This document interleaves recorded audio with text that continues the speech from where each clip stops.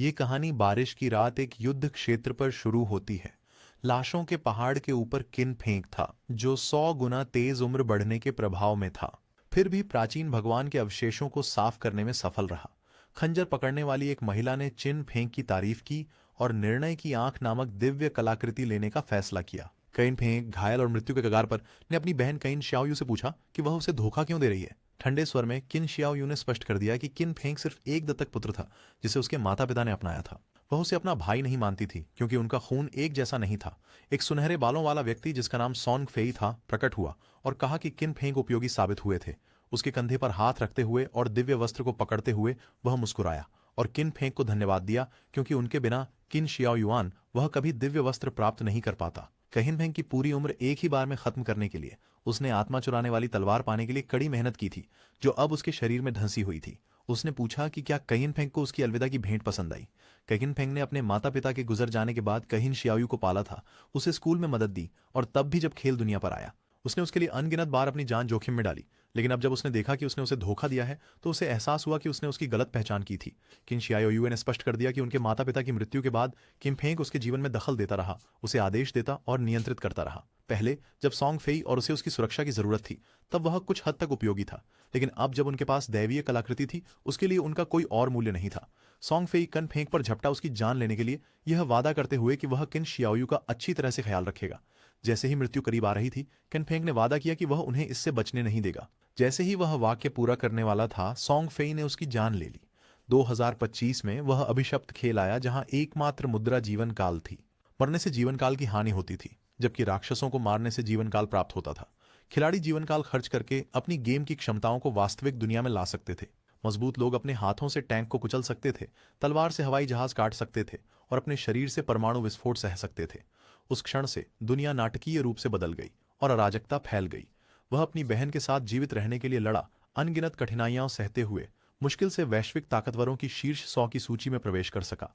अंतहीन खतरों को पार करने और कई बार मृत्यु से बाल बाल बचने के बाद अंततः वह प्राचीन देवता के खंडहरों को जीतने में सफल हो गया और आई ऑफ जजमेंट नामक दिव्य वस्तु प्राप्त कर ली। आखिरकार उसके पास शिखर पर पहुंचने की योग्यताएं थीं, लेकिन किसने सोचा होगा कि उसकी सफलता की कीमत उसके एकमात्र परिवार द्वारा विश्वासघात होगी। जीवन में की गई सारी कोशिशें महज एक हस्तक्षेप बनकर रह गईं और उसकी सारी लड़ाइयां केवल दूसरों की सफलता का मार्ग प्रशस्त करने में लग गईं। अगर वह फिर से जी सकता तो वह उसने कसम खाई थी कि वह सिर्फ अपने लिए लड़ेगा। लेकिन फिर कुछ हुआ और किन फेंक ने अपनी आंखें खोली। हैरानी की बात यह है कि वह अपने कमरे में था। वह जल्दी से उठ बैठा और महसूस किया कि यह असली दुनिया थी। वह उलझन में था क्योंकि उसे याद था कि वह मर चुका था, लेकिन जब उसने अपना फोन चालू किया तो उसने देखा कि यह वर्ष 2025 था। जब उसने खिड़की से बाहर देखा तो उसने खूबसूरत शहर देखा, यह समझते हुए कि वह 9 साल पहले पुनर्जन्म हुआ था जिस दिन वह अभिशप्त खेल धरती पर उतरा था। अगले दिन उसकी बहन किन शियाओयू ने दरवाजा जोर से खोला और देखा कि किन फेंक घर में बैठकर कॉफी पी रहा था। वह गुस्से में आ गई और पूछा कि वह उसकी कॉल का जवाब क्यों नहीं दे रहा था। उसने कूड़ेदान पर लात मारी। किन फेंक को याद आया कि जिस दिन वह अभिशप्त खेल उतरा था वह और किन शियाओयू का सॉन्ग फेई को लेकर बड़ा झगड़ा हुआ था। दीवार पर सॉन्ग फेई के पोस्टर लगे थे। खेल के आने से पहले सॉन्ग फेई एक थोड़ा प्रसिद्ध अंडरग्राउंड आइडल थे और किन शियाओयू उनकी जुनूनी प्रशंसक थीं।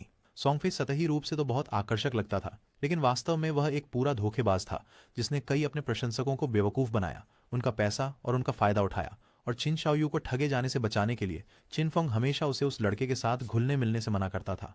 लेकिन अंत में हमारे लड़के पर उसका जीवन नियंत्रित करने का आरोप लगाया गया। अपनी उंगली से चिनफंग की ओर इशारा करते हुए शाओयू ने पूछा कि क्या वह बहरा है, यह कहते हुए कि सॉन्ग फेई का इस महीने पहला स्थान खोना उसकी गलती है। उसे धमकाते हुए कि अगर चिनफंग उसे पैसा नहीं देता सॉन्ग फेई को रैंक में ऊपर उठाने के लिए तो वह गुस्सा हो जाएगी।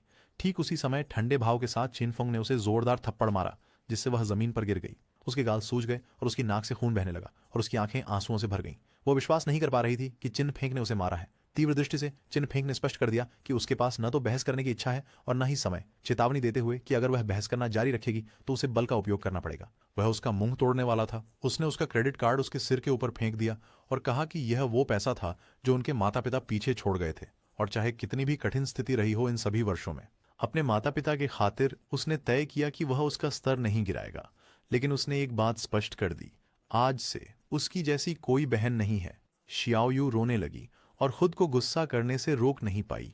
अपनी पिछली जिंदगी में शियाओयू की रक्षा के लिए चिनफेंग ने बहुत सारे अवसर खो दिए, बहुत सारे गुप्त खजाने और डंजन्स जो कि जोखिम भरी खोज की मांग करते थे, जिन्हें उसने छोड़ दिया। उसने कुछ नींद की गोलियां निकाली और एक का उपयोग करके वह जिज्ञासु था और इस बोझ के बिना वह दूर तक जाने वाला था। इस बार उसने अपने पिछले जीवन से खेल की समझ का उपयोग कर हर किसी से आगे निकलने का निर्णय लिया और अब से किन शियाओयू अपने दम पर थी। और जहां तक सोंग फेई का सवाल है, हमारे लड़के ने फैसला किया कि वह इसे खुद संभालेगा। किन फेंग सो गए और विकल्प हॉल में दिखाई दिए। उन्हें इस जगह की याद आ रही थी जब से वे पहली बार यहाँ आए थे। वह इतने नर्वस थे कि उन्हें अपने करियर का चयन करने और यहाँ से जाने में कई घंटे लग गए। लेकिन यह समय उसे तेज होना था। अपने पिछले जीवन में उसने योद्धा चुना था ताकि किन ज़ायो की रक्षा कर सके। योद्धा श्रेणी कमजोर नहीं थी, लेकिन अब यह सही विकल्प नहीं था। अब किन ज़ायो के बिना वह अकेले जल्दी से साफ कर सकता था। गतिशीलता और प्रतिक्रिया सबसे महत्वपूर्ण चीजें थीं। बिना एक सेकंड की देरी किए कदिन फेंग ने असैसिन वर्ग चुना। लेकिन फिर कुछ अप्रत्याशित हुआ और सिस्टम ने रिपोर्ट किया कि दिव्य कलाकृति न्याय की आंख को सफलतापूर्वक बांध दिया गया था। न्याय की आंख सक्रिय हो गई। इसमें एक निष्क्रिय अधिकार था। त्यागे गए खेल में प्रवेश करने पर कनिन फेंग स्वचालित रूप से उच्चतम रैंक के पेशे और प्रतिभा को प्राप्त करने वाले थे। हमारा लड़का अपनी पुनर्जन्म के बाद यह देखकर हैरान था कि न्याय का नेत्र उससे जुड़ गया था और उसने समझा कि यह कैसे काम करता है। जब तक कि कलाकृति अपने मालिक को पहचानती थी और भले ही इसे चुरा लिया जाता, यह बेकार होता, यह मानते हुए कि शायद यही कारण था कि वह पुनर्जन्म हुआ था। उसी समय छाया उसके शरीर में प्रवेश करने लगी। फिर उसका शरीर बदलने लगा और उसके बाल सफेद हो गए, छाया में बदल गए। किन फेंक का रूप बदल गया था। छाया हथियारों के लिए उच्चतम स्तर का छिपा पेशा था। ये उसके पिछली जिंदगी में चुने हुए योद्धा पेशे से पूरी तरह अलग था। केवल इस पेशे को प्राप्त करने से ही उसे विशाल शक्ति मिल गई थी। किन फेंग की आंखें आश्चर्य से चौड़ी हो गईं जब उसे याद आया कि प्रत्येक पेशे के छुपे हुए उच्च स्तरीय पेशे को अनलॉक करने की बहुत कम संभावना होती है और न्याय की प्राधिकरण ने वास्तव में इस संभावना को निश्चितता बना दिया। प्रणाली ने सूचित किया कि न्याय की प्राधिकरण ब्रह्मांड में सबसे सच्चा और प्राचीन मूल प्राधिकरण था। इसकी शक्ति ने नियमों और आदेशों को अस्थायी रूप से पार कर लिया। किन फेंग इस प्राधिकरण को सक्रिय रूप से सक्रिय नहीं कर सकता था क्योंकि उसके पास दिव्यता नहीं थी, लेकिन इसका निष्क्रिय प्रभाव सक्रिय था। इस रहस्योद्घाटन ने हमारे लड़के को स्तब्ध कर दिया। अपने पिछले जीवन में यह उस अभिशप्त खेल के आने के 7 साल बाद तक नहीं था कि एक शक्तिशाली खिलाड़ी भगवान द्वारा छोड़े गए क्षेत्र से निकलकर व्यवस्था के क्षेत्र तक पहुंचा। तभी मानवता ने व्यवस्था की शक्ति के अस्तित्व के बारे में जाना। लेकिन इस वास्तव में कई सालों बाद भी किसी ने आदेश की शक्ति प्राप्त नहीं की। किन फेंग ने कभी ऐसा हासिल करने की उम्मीद नहीं की थी। अब अपनी यात्रा की शुरुआत में उसने पहले से ही मौलिक अधिकार प्राप्त कर लिया था, जो आदेश और नियमों को पार कर गया था। जब तक वह भगवान के त्यागे हुए क्षेत्र को छोड़ दाचकर आदेश के क्षेत्र तक पहुंचकर दिव्यता प्राप्त कर सके, वह इस अधिकार को सक्रिय कर सकता था। अब इस जीवन में एक और लक्ष्य था। अब जब पेशे का चयन पूरा हो गया था, सिस्टम ने उसे उसका गेम उपनाम दर्ज करने के लिए कहा। किन फेंग ने एक पल के लिए हिचकिचाया, लेकिन फिर शैडो को चुना